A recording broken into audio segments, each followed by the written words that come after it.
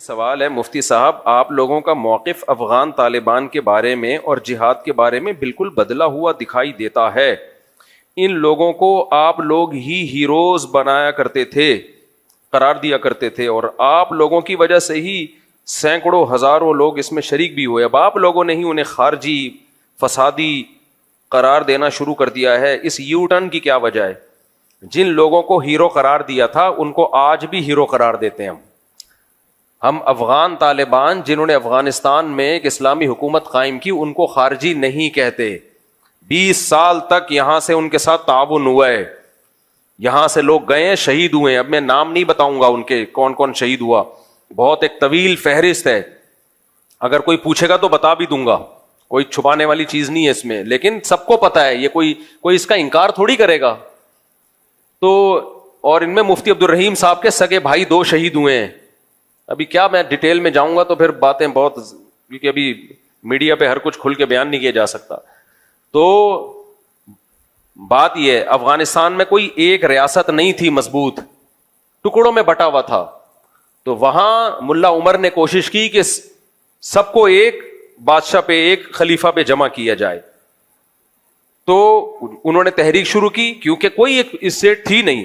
اس تحریک کی سب سے پہلے پاکستان میں اور سب سے زیادہ حمایت حضرت مفتی عبدالرحیم صاحب نے کی تھی، جب کوئی بھی حمایت نہیں کر رہا تھا۔ اکیلے وہ کھڑے ہوئے اور جان سے بھی قربانی دی، مال کی بھی قربانی دی، اور پورے افغانستان میں، پورے تو نہیں تو اکثر حصے میں ملا عمر کی حکومت قائم ہوئی۔ ملا عمر بہت ہی میچور آدمی تھے، وہ پاکستان سے دوستی کے خواہاں تھے، وہ پاکستان آرمی کی عزت کیا کرتے تھے، ان سے پاکستان آرمی کے فوجی جا کے ملتے تھے، ان کو عزت دیا کرتے تھے۔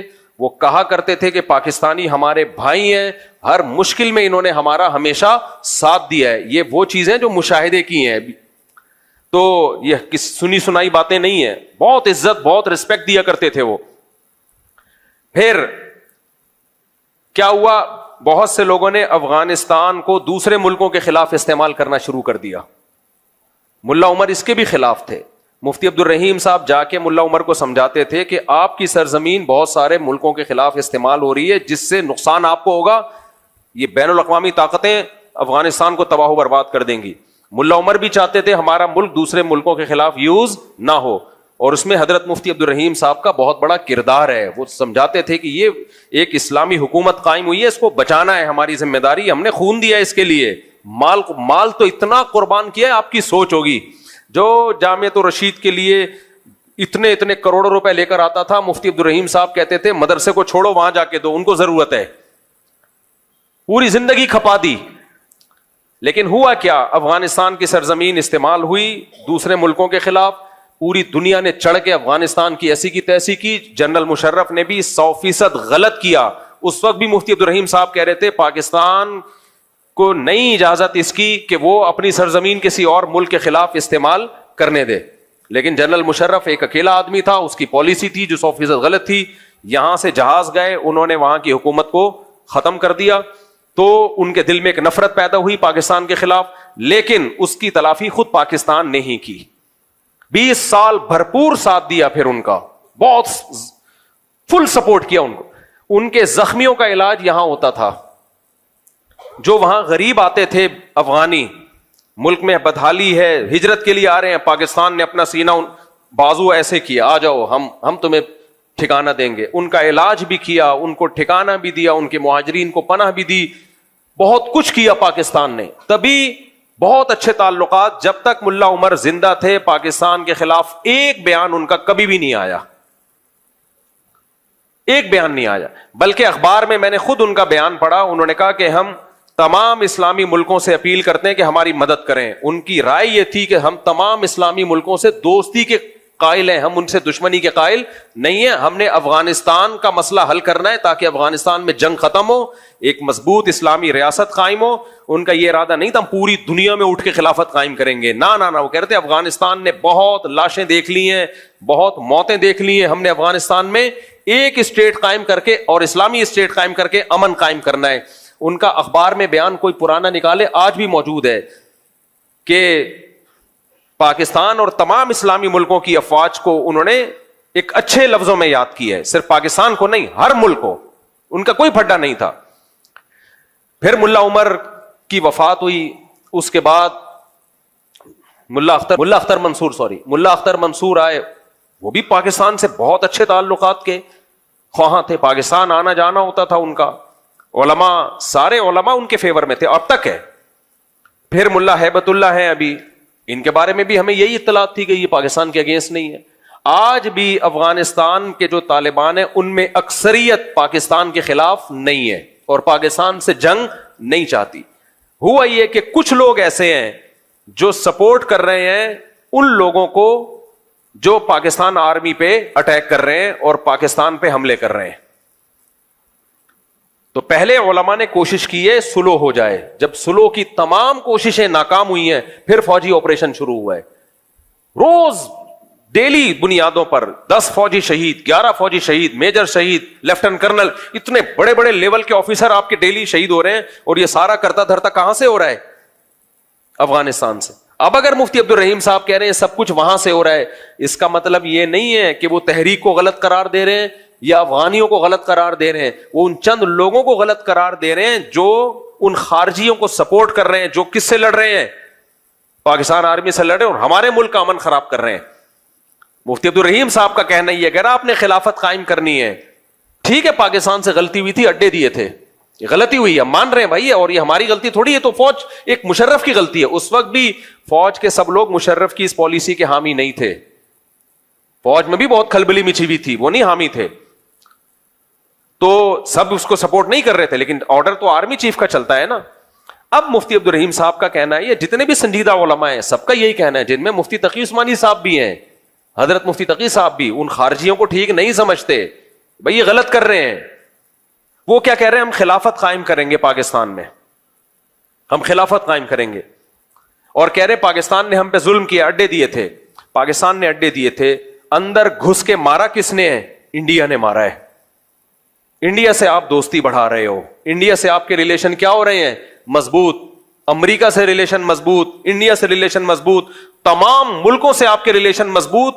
نیٹو کی ممالک تھے جنہوں نے اندر گھس کے دو بدو آپ سے جنگ لڑی ہے, ان کے خلاف آپ کا ایک بیان نہیں آتا, اور سارا نزلہ کس پہ گر رہا ہے؟ پاکستان پہ. تو میرے بھائی یہ طالبان نہیں ہے, افغانستان نہیں ہے, یہ کوئی اور طاقت ہے جو چند شر پسندوں کو استعمال کر رہی ہے. سمجھ میں آ رہی ہے بات کہ نہیں آ رہی ہے؟ اگر آپ نے لڑنا تھا سب سے پہلے روس سے لڑتے, جنہوں نے 16 لاکھ افغانوں کا خون کیا. ہم تو وہاں بھی لڑائی کے قائل نہیں ہیں, کیونکہ آپ لڑو گے تو حاصل کچھ نہیں ہوگا, ایک نئی جنگ شروع ہو جائے گی, کوئی خلافت تھوڑی قائم ہوگی. لیکن اگر لڑنا تھا تو سب سے پہلے کس سے لڑنا تھا؟ سب سے پہلے کون آیا تھا افغانستان میں؟ روس آیا, جس نے ان جنگوں کی بنیاد رکھی. انہیں کچھ نہیں کہہ رہے آپ, وہاں کوئی تشکیل نہیں ہو رہی خارجیوں کی. اس کے بعد آپ کو لڑنا تھا تو کس سے لڑنا تھا؟ انڈیا سے لڑنا تھا, جنہوں نے اندر گھس کے مارا ہے آپ کو. اس سے آپ دوستیاں بڑھا رہے ہو,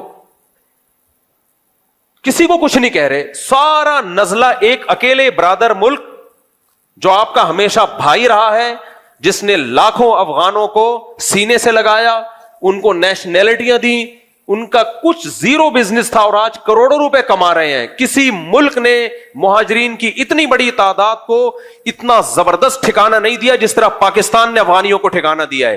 میں نے باہر ملکوں میں افغانی دیکھے جو پاکستان کا پاسپورٹ بنوا کے باہر ملکوں میں ٹریولنگ کی ہے انہوں نے. تو اتنا بڑا ظرف جب پاکستان نے کیا ہے تو ان کو بھی ظرف کیسا رکھنا چاہیے؟ بولو, بڑا رکھنا چاہیے. لیکن ہو کیا رہا ہے؟ چند شرپسند لوگ ہیں.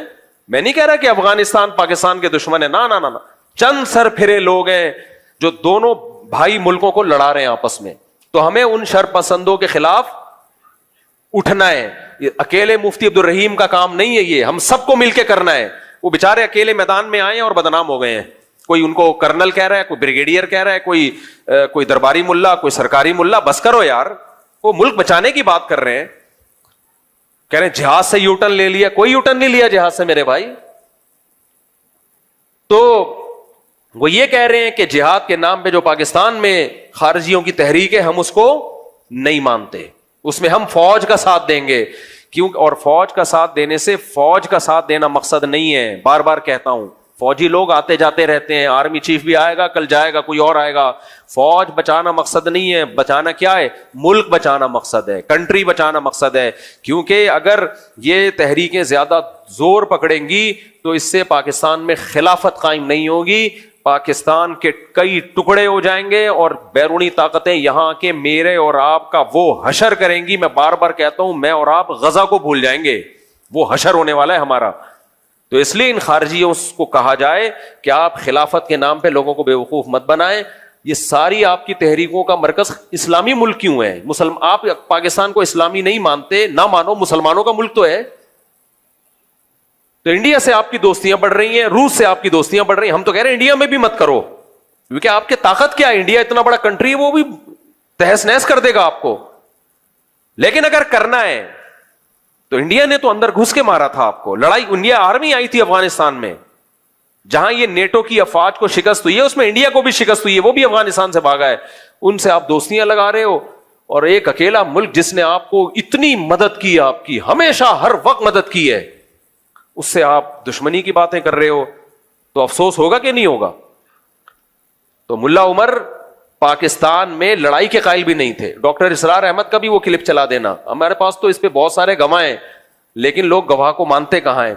تو ڈاکٹر اسرار احمد کی بھی آخری وقت میں ملا عمر سے ملاقات ہوئی تھی, اور ڈاکٹر اسرار کو ملا عمر نے سختی سے منع کیا تھا کہ آپ جو خلافت کی تحریک پاکستان میں چلا رہے ہیں, کبھی بھی حکومت سے تصادم نہیں کرنا, لڑائی پہ نہیں آنا. اب میں آپ سے عرض کروں گا کہ ملا عمر صاحب کا مشورہ ہمیں کیا ہے. میں نے مسجد میں بھی جو ان سے ملاقات مختصر سی ہوئی اس میں پوچھا, انہوں نے کچھ باتیں کی. انہوں نے کہا کہ اپنے اپنے ملکوں میں اقامت دین کی جد و جہد بھرپور طریقے پر آپ شروع رکھیں اور جاری رکھیں. ظاہر بات ہے, ہر ملک, یہ ملک جو ہے موجود ہیں, یہ بالکل ایسے ہی ہے جیسے علامہ اقبال جو ہے امت مسلمہ کے سب سے بڑی ہدی خاں اور وحدت امت کے سب سے بڑے علمبردار, ایک ہو مسلم حرم کی پاسبانی کے لیے نیل کے ساحل سے لے کر تا بخاک کاشغر. اس لیے ان کا یہ مشورہ جو ہے اپنی جگہ بہت صائب ہے کہ اپنے اپنے ملکوں میں پوری قوت کے ساتھ, پوری خلوص اور اخلاص کے ساتھ اقامت دین کی جد و جہد کو جاری رکھیں. دوسرا مشورہ یہ کہ علماء کرام کی رہنمائی اور ان کی آشیرواد ضرور حاصل کریں. یہ ان کا ایک بہت ہی مخلصانہ مشورہ ہے, اور میں کچھ طے کر کے آیا ہوں انشاءاللہ تعالی کہ اس کی روشنی میں, اگرچہ اس سے پہلے بھی میرا اپنا رجحان تو یہی رہا ہے, لیکن اب میں ذرا زیادہ کوشش کروں گا انشاءاللہ تعالی ملا عمر صاحب کی اس نصیحت کے پیش نظر. تیسری بات انہوں نے بتائی ہے جس سے مجھے اندازہ ہوا کہ انہیں ملک کی حالات پاکستان کے جو ہیں ان سے بھی خوب واقفیت ہے. انہوں نے کہا کہ حکومت سے تصادم کی کوئی روش اختیار نہ کی جائے. حالات جو ہیں بین الاقوامی پاکستان کے لیے جو معاملات ہیں, تو یہ تصادم حتی الامکان اس سے بچا جائے. یہ تیسرا ان کا مشورہ ہے.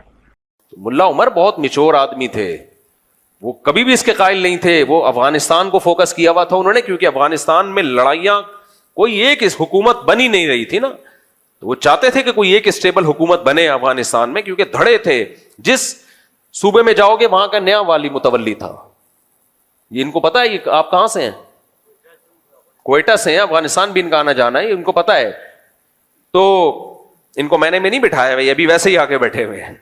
لوگ کہتے ہیں خود ہی لاگے بٹھایا ہوا, یہ تو میں تم جانتا بھی نہیں ہوں. تو یہ سب کو پتا ہے کہ افغانستان میں کوئی ایک اسٹیٹ تھوڑی تھی, ہر جگہ کا ایک الگ متولی ہوا تھا, والی ہوتا تھا, بھتے بھی لے رہا ہوتا تھا, ایک ظلم کا بازار گرم کیا ہوا تھا. تو اگر وہاں بھی ایک مضبوط اسٹیٹ ہوتی جس کی پوری ملک پہ حکومت ہوتی, تو وہاں کے علماء بھی اس کے خلاف خروج کو حرام ہی کہتے, وہ بھی ناجائز کہتے. تو اس لیے وہاں ایک حکومت نہیں تھی. ملا عمر افغانستان کو فوکس کیے ہوئے تھے, اور وہ چاہتے تھے افغانستان میں امن آئے. وہ تو ایران سے لڑائی کے قائل نہیں تھے. مجھے وہ دن یاد ہے جب ایران نے جنگی مشقیں شروع کر دی تھی افغانستان کے بارڈر پہ, تو ملا عمر نے ایران کے جتنے قیدی تھے افغانستان میں جو لڑائی کے دوران پکڑے گئے تھے سب کو رہا کر دیا تھا. کیوں رہا کیا تھا؟ ہم جنگ نہیں چاہتے. بہت میچور آدمی تھے وہ. اب جو کچھ ہو رہا ہے, چند لوگ طالبان کی صفوں میں ایسے گھس گئے ہیں بے وقوف قسم کے, اور وہ پیسہ مل رہا ہے ان کو, انڈیا سے بھی مل رہا ہے اور امریکہ سے بھی مل رہا ہے. تو وہ کہہ رہے ہیں کہ ہم یہاں اسلامی حکومت لائیں گے, اسلامی حکومت کے نام پہ دھماکے ہو رہے ہیں, اسلامی حکومت کچھ بھی نہیں آئے گی, بیڑا غرق ہو جائے گا. تو اس لیے ہم سب نے مل کے, افغان طالبان کی بات نہیں ہو رہی ہے, ہم سب نے مل کے ان خارجیوں کی تحریک کو روکنا ہے, اور اس میں ہم نے اپنی ہر غلط چیز میں ہم فوج کا ساتھ نہیں دیں گے. لوگ سمجھتے ہیں میں فوج کا پٹھو بن گیا ہوں. بھائی کوئی غلط چیز ہوگی ہم نے نہیں ساتھ دینا, ہم کو ٹھیکہ تھوڑی لیا ہوا ہے. لیکن جہاں ملک کی سالمیت کی بات آئے گی تو ہم کس کے ساتھ ہیں؟ پھر ہم ان جوانوں کا حوصلہ بڑھائیں گے, ان کے شہید کو شہید کہیں گے. کل ایک میجر شہید ہوا, 25 لوگ 3 دن کی لڑائی میں 25 فوجی شہید ہو گئے. پرسوں ایک لیفٹیننٹ کرنل کی شہادت کی اطلاع آئی ہے. تو یہ صحیح نہیں ہے بھائی, یہ غلط ہے, اس کا نقصان ہوگا, مجھے اور آپ کو نقصان ہوگا اس کا. اچھا لوگ مجھے کہتے ہیں مفتی صاحب ڈر گیا. ڈرا ہوتا تو یہ باتیں نہ کر رہا ہوتا, چپ بیٹھا ہوا ہوتا. جو فوجیوں پہ اٹیک کر سکتے ہیں وہ مجھے بھی بم سے اڑا سکتے ہیں. سمجھ رہے ہو کہ نہیں سمجھ رہے؟ میں اور آپ کس کھیت کی مولی ہیں؟ بہادر ہوں اس لیے یہ بات میں نے کر دی ہے. جو چپ بیٹھے ہیں ان کے بارے میں تو خطرہ ہے کہ ڈر گئے ہیں. مفتی تقی عثمانی صاحب نے جب ان خارجیوں کے خلاف بیان کیا ہے نا, اس کے بعد ان کی سیکیورٹی اتنی سخت ہو گئی ہے, اتنی سخت ہو گئی, اتنی سخت ریڈ ہے ان کو, کیونکہ انہوں نے بھی بیان کس کے خلاف کیا تھا؟ خارجیوں. وہ تو مل کے آئے تھے, پھر آ کے بیان کیا ہے. تو یہ نہیں ہے یہ سب پروپیگنڈا ہے, جہاز سے یوٹرن لے لیا اور وہ سب, یہ ایسا کچھ بھی نہیں ہے.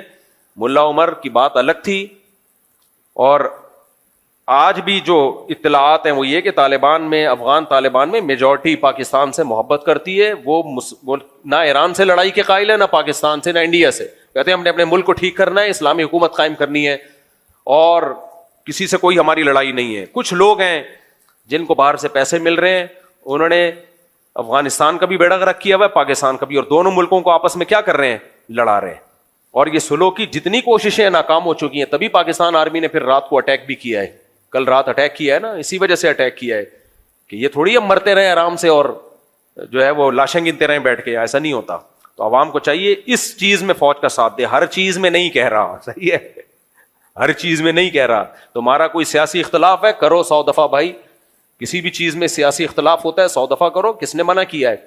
لیکن جہاں جنگ کی بات آئے گی, جوانوں کی لاشیں ہوں گی, تو یہ بھی ہمارے ہی لوگ ہیں بھائی جو فوج میں جاتے ہیں.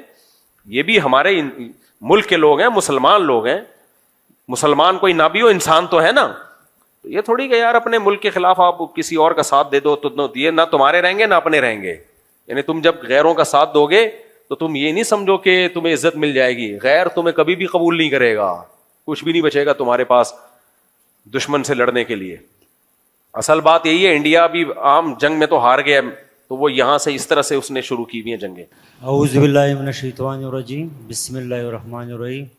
مفتی صاحب سب سے پہلے خصوصی آپ کو السلام علیکم. وعلیکم السلام. میں بیسیکلی بلوچستان کوئٹہ سے ہوں, یہ بھی ہے طلال.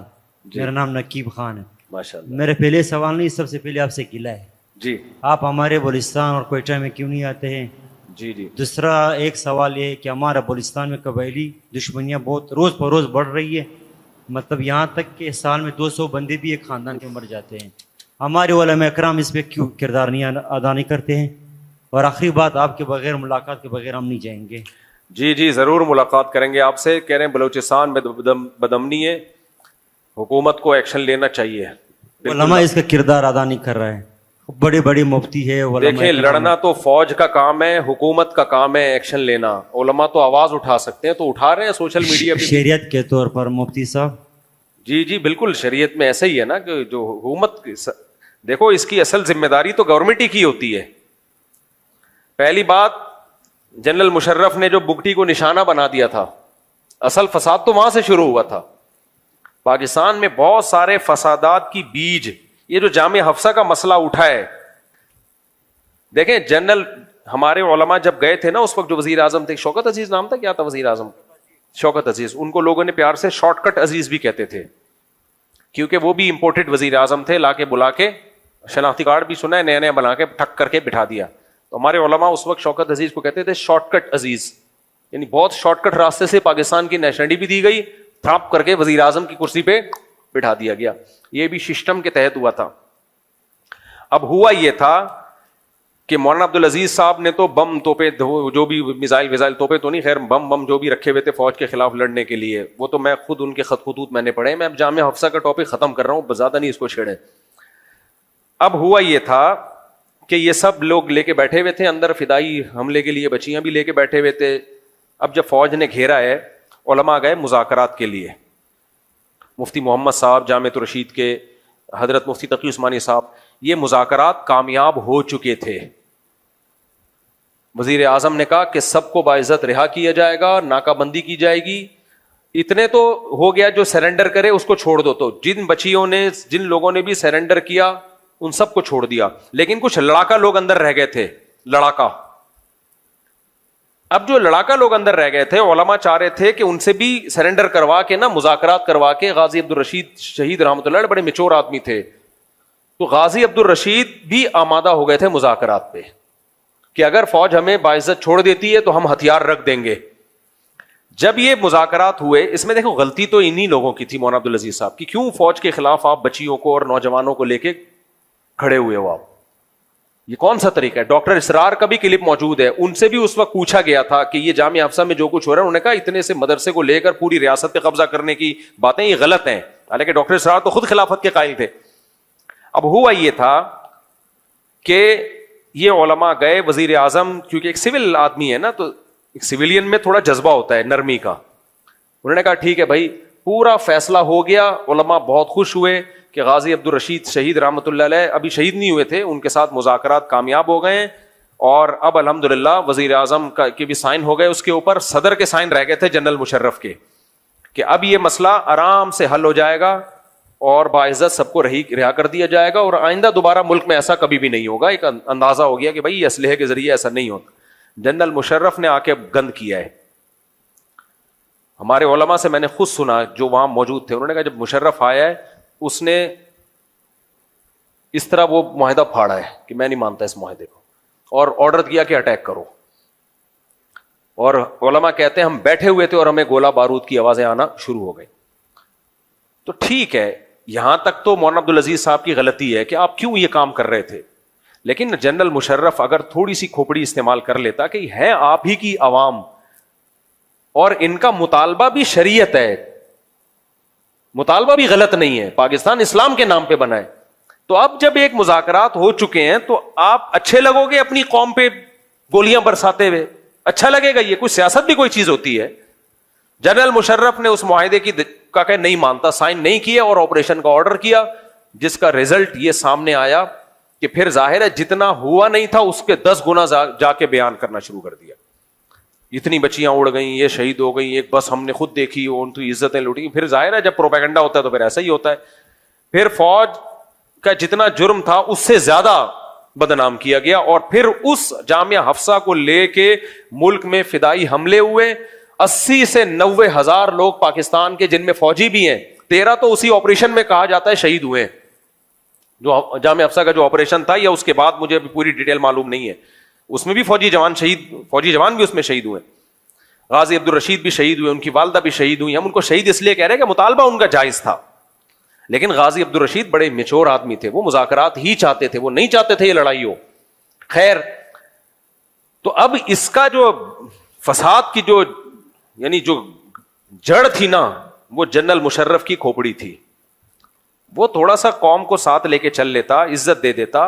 لیکن تو اب ہوا یہ ہے کہ انہی دنوں میں بگٹی کو یہاں سے نشانہ بنایا.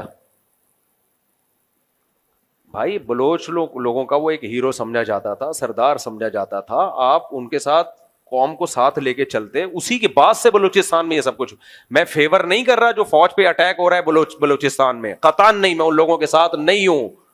کسی بھی ملک میں, ریاست میں فوجی گاڑیوں پہ اٹیک ہونے والے باغی کہلاتے ہیں, خارجی کہلاتے ہیں, اس کے ہم فیور میں نہیں ہیں. لیکن جنرل مشرف کی پالیسیاں اس ملک کے لیے ناسور ثابت ہوئی ہیں, جس کو آج تک ہم بھگت رہے ہیں. پاکستان بالکل 100% سودی نظام ختم ہو جانا تھا پاکستان میں. حضرت مفتی تقی صاحب فیصلہ کر چکے تھے, سپریم کورٹ کا فیصلہ آ چکا تھا, وفاقی شرعی عدالت کا فیصلہ آ چکا تھا.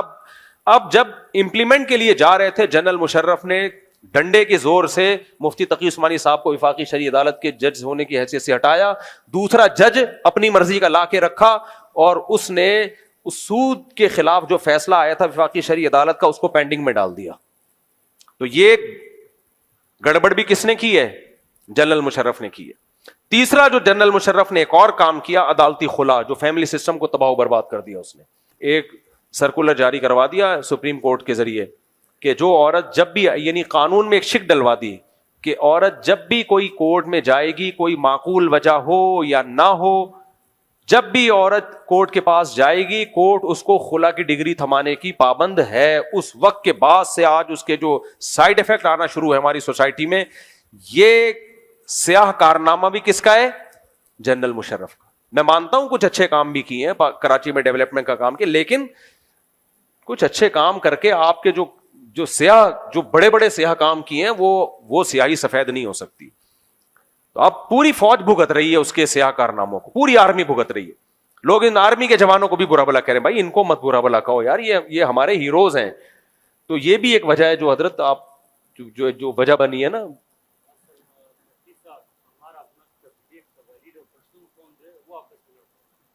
پشتون کیوں آپس میں لڑ رہے ہیں یار؟ ایک تو پٹھان گوشت کھاتا ہے نا, یہ دشمن سے نہ لڑے تو آپس میں لڑتا ہے, یہ اس کے ساتھ بڑا مسئلہ ہے. یہ تو بڑا غلط ہے. پٹھانوں کے جو خون ہے نا اس میں لڑائی ہے, یہ دشمن سے نہ لڑیں تو آپس میں ہی کوٹنا پوٹنا شروع کر دیتے ہیں ایک دوسرے. ہمارے حضرت ایک واقعہ سنایا کرتے تھے کہ اب میں کیا کروں, میں تو میرے ہاتھ میں نہیں ہے میرے بھائی.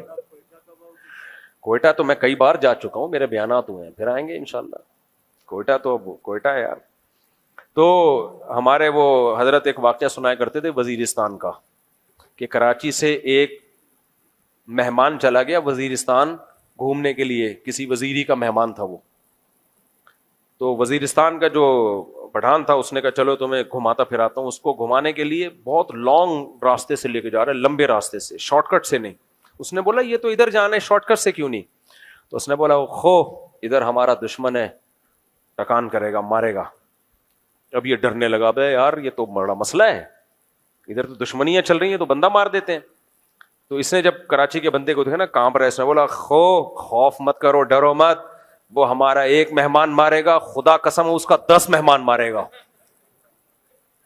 یہ تو بے ہوش ہو گیا. بولے بھائی تو اس کا 20 مہمان مار, 40 مہمان مار, میں تو گیا نا میں تو گیا نا. تو یا تو بھائی گوشت کھانا چھوڑ دو, گوشت کھانا چھوڑ دو. ہمارے حضرت مفتی رشید احمد صاحب کہا کرتے تھے جو گوشت کھاتا ہے نا, گوشت کھاتا ہے